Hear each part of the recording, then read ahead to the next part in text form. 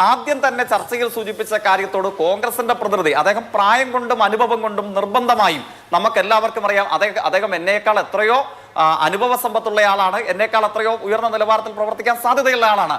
പക്ഷെ അദ്ദേഹം എന്റെ വിമർശനത്തോട് എന്റെ അഭിപ്രായത്തോട് സ്വീകരിച്ച സമീപനം എന്താണ്?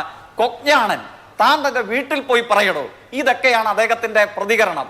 ആ പ്രതികരണങ്ങൾ കേട്ടിട്ടും അങ്ങ് ചൂണ്ടിക്കാണിച്ചിട്ടും നമ്മളെല്ലാവരും അതിനെ വിമർശിച്ചിട്ടും ഒരക്ഷരം കൊണ്ട് അതിനെ തിരുത്താൻ അദ്ദേഹം തയ്യാറായിട്ടുണ്ടോ? തയ്യാറായിട്ടില്ല. അപ്പോ കേരളത്തിൽ ചില ആളുകളെ കുറിച്ച് ചില നേതാക്കന്മാർ ഇപ്പൊ പറഞ്ഞതായി സൂചിപ്പിച്ചതുപോലെ അങ്ങ് കോൺഗ്രസിന്റെ അന്തസ്സ് സൂക്ഷിക്കുന്ന ഈ പ്രതികരണമുണ്ടല്ലോ, കോൺഗ്രസിന്റെ നിലവാരം ആകാശത്തോളം വലിപ്പമുള്ള ആ നിലവാരം തുറന്നു കാണിക്കുന്ന ഈ പ്രതികരണവുമായി അങ്ങും മാവേലിക്കര ജയിലിൽ കിടക്കുന്ന സംഘവും ഒക്കെ ഇങ്ങനെ തന്നെ തുടരണം. അതാണ് ഞങ്ങളുടെ ആവശ്യം. ഞാൻ അങ്ങേ വിമർശിച്ചില്ലല്ലോ. അങ്ങനെ താനെന്ന് വിളിച്ചപ്പോ വീട്ടിൽ പോയി പറയാൻ പറഞ്ഞപ്പോ ഞാൻ ചർച്ച ബഹിഷ്കരിച്ചു പോയില്ലല്ലോ. കാരണം എന്താണ്? നിങ്ങൾ ഇതാണ് എന്നുള്ളത് മാതൃഭൂമിയുടെ പ്രേക്ഷകരും അന്തസ്സുള്ള കോൺഗ്രസ് അടക്കമുള്ള കേരളത്തിലെ മഹാഭൂരിപക്ഷം വരുന്ന ജനങ്ങളും വിലയിരുത്തട്ടെ, മനസ്സിലാക്കട്ടെ. ഇനി അദ്ദേഹത്തിന്റെ പച്ചക്കള്ളം പറഞ്ഞുകൊണ്ടുള്ള അദ്ദേഹത്തിന്റെ പ്രതികരണങ്ങളിലേക്ക് എന്താണ് ഞാൻ തികഞ്ഞ ഉത്തരവാദിത്വത്തോടു കൂടെ പറഞ്ഞു. 2006 സ്വന്തം മണ്ഡലത്തിലെ പറവൂരിൽ മനക്കപ്പടി സ്കൂളിൽ കേരളത്തിന്റെ ഇന്ത്യയുടെ ആഭ്യന്തര ശത്രുക്കൾ മുസ്ലിങ്ങളും ക്രിസ്ത്യാനികളും കമ്മ്യൂണിസ്റ്റുകാരും ഹിന്ദു സമുദായത്തിൽപ്പെട്ട മതനിരപേക്ഷവാദികളാണെന്ന് പുസ്തകമെഴുതി അവരെ കൊന്നുകളയണമെന്ന് ആഹ്വാനം ചെയ്ത ഗോൾവൽക്കറുടെ മുമ്പിൽ അവരുടെ ജന്മദിനം ആഘോഷിക്കാൻ ക്യാമറാമാനോട് സൂം ചെയ്താൽ പറഞ്ഞു, ജന്മദിനം ആഘോഷിക്കാൻ കുനിഞ്ഞ് നിലവിളക്ക് കൊളുത്തുന്ന വി.ഡി. സതീശൻ ഒന്നാമത്തെ ചിത്രം. രണ്ടാമത്തെ ചിത്രം അദ്ദേഹം പറഞ്ഞ ഭാരതീയ വിചാര കേന്ദ്രത്തിന്റെ പുസ്തക പ്രകാശനം.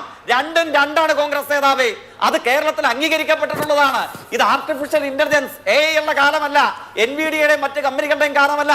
2006 ഗോൾവൽക്കറുടെ ജന്മദിനം ആഘോഷിക്കാൻ നിലവിളക്ക് കൊളുത്തുന്ന കേരളത്തിലെ നേതാവ് RSS അല്ല. നിർഭാഗ്യവശാൽ കേരളത്തിന്റെ LOP നമ്മുടെ ലീഡർ ഓഫ് ഒപ്പോസിഷൻ പ്രതിപക്ഷ നേതാവ്. രണ്ടാമത്തെ ചിത്രം പുസ്തക പ്രകാശനം. രണ്ടും രണ്ടാണ്. അപ്പോ അതിന് മറുപടി പറയണം. പിന്നെ ചരിത്രത്തിലെ ഒരു ഉദാഹരണം പറഞ്ഞു. ഞാൻ വേഗം ആ കാര്യം പറഞ്ഞിട്ട് അടുത്തതിലേക്ക് പൊക്കോളാം. ഏതാണ്? 77 അടിയന്തരാവസ്ഥ വിരുദ്ധ കാലയളവിൽ ജനതാ പാർട്ടി രൂപീകരിച്ചു. ജനസംഘത്തിന്റെ വോട്ട് വാങ്ങി. ഇല്ലേ? ജനസംഘം 77 ഉണ്ടോ? കാര്യഗൗരവത്തോടെ രാഷ്ട്രീയം വിശകലനം ചെയ്യുന്ന ചരിത്രബോധമുള്ള ഏതെങ്കിലും ഒരാൾ, ഒരുവരെന്ന് ഞാൻ പറയുന്നില്ല കേട്ടോ, ഏതെങ്കിലും ഒരാൾ കോൺഗ്രസ് ആഫീസിന്റെ ഏഴയലത്തുണ്ടെങ്കിൽ അയാളെ വിളിച്ച് ചോദിക്കണം, 77 ജനതാ പാർട്ടിയിൽ ജനസംഘം ഉണ്ടോ? ജനസംഘം പിരിച്ചുവിട്ടു. അടിയന്തരാവസ്ഥ വിരുദ്ധ കൂട്ടായ്മ എന്ന നിലയിൽ ജനതാ പാർട്ടി രൂപീകരിച്ചു. ആ ജനതാ പാർട്ടിക്കാണ് കേരളത്തിലെ ഇടതുപക്ഷം പിന്തുണ കൊടുത്തത്. അപ്പോഴോ ആ ജനതാ പാർട്ടിയുടെ കേരളത്തിലെ യുവജന വിഭാഗത്തിന്റെ സംസ്ഥാന പ്രസിഡന്റ് ആരാണെന്ന് അറിയാമോ? ആങ്കർക്ക് ഞാൻ ഓർമ്മിപ്പിക്കാം.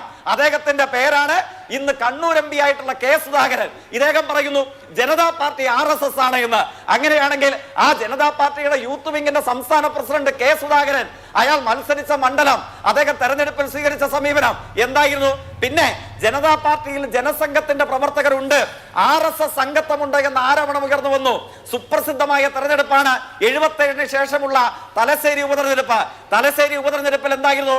കേരളവും രാഷ്ട്രീയ ഇന്ത്യയും ശ്രദ്ധിച്ച പ്രഖ്യാപനം ഉണ്ടായി. RSS സംഘത്തമുള്ള ദ്വയാംഗത്വ പ്രശ്നം ഉയർന്നു വന്നു.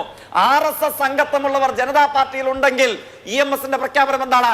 ചരിത്രത്തിൽ ആദ്യമായി ഇന്ത്യയുടെ കേരളത്തിന്റെ മണ്ണിൽ ആ പ്രഖ്യാപനം ഉയർന്നു വരുന്നു. RSSന്റെ വോട്ട് ഞങ്ങൾക്ക് വേണ്ട. ഇന്ന് വരെ ഞാൻ അങ്ങേ ബഹുമാനത്തോടു കൂടെ വെല്ലുവിളിക്കുന്നു. അങ്ങ് സൂചിപ്പിച്ച പ്രയോഗമോ വീട്ടിൽ പോയി പറയാനോ താനൊന്നും അങ്ങേ വിളിക്കുന്നില്ല. ഏതെങ്കിലും ഒരു ഇന്ത്യയിലെ കോൺഗ്രസിന്റെ നേതാവ്, കേരളം പോട്ടെ, ഇന്ത്യയിലെ കോൺഗ്രസിന്റെ നേതാവ് ഞങ്ങൾക്ക് RSSന്റെ വോട്ട് വേണ്ട എന്ന് എപ്പോഴെങ്കിലും പറഞ്ഞിട്ടുണ്ടോ? എന്നിട്ട് ഇപ്പോഴെവിടത്തി നിൽക്കുന്നു? ആ വാചകം പറഞ്ഞ് കോൺഗ്രസ് പ്രതിനിധികളുടെ എന്റെ അഭിപ്രായം അവസാനിപ്പിക്കുകയാണ്. ഈ തദ്ദേശ തെരഞ്ഞെടുപ്പിലോ തൃശ്ശൂരിൽ 8 കോൺഗ്രസ് പ്രതിനിധികൾ 4 പേരുള്ള BJPയിൽ ചേർന്ന് മറ്റത്തൂരിൽ ഇടതുപക്ഷത്തെ തോൽപ്പിക്കാൻ കൈകോർക്കുന്നു. തൊട്ടപ്പുറ ചൊവ്വന്നൂരിൽ SDPക്കാരന്റെ കാല് പിടിച്ച് അവിടെ ഇടതുപക്ഷത്തെ തോൽപ്പിക്കാൻ മുന്നണി ഉണ്ടാക്കുന്നു. അതായത് വർഗീയത പറയുന്ന ഏത് അലവലാതിയുടെയും കാല് കഴുകിയ വെള്ളം ഞങ്ങൾ കുടിക്കും എന്ന് പ്രഖ്യാപിച്ച് തെളിയിച്ചു തന്നതാരാണ്? ഈ കേരളത്തിലെ കോൺഗ്രസ് ആണ്.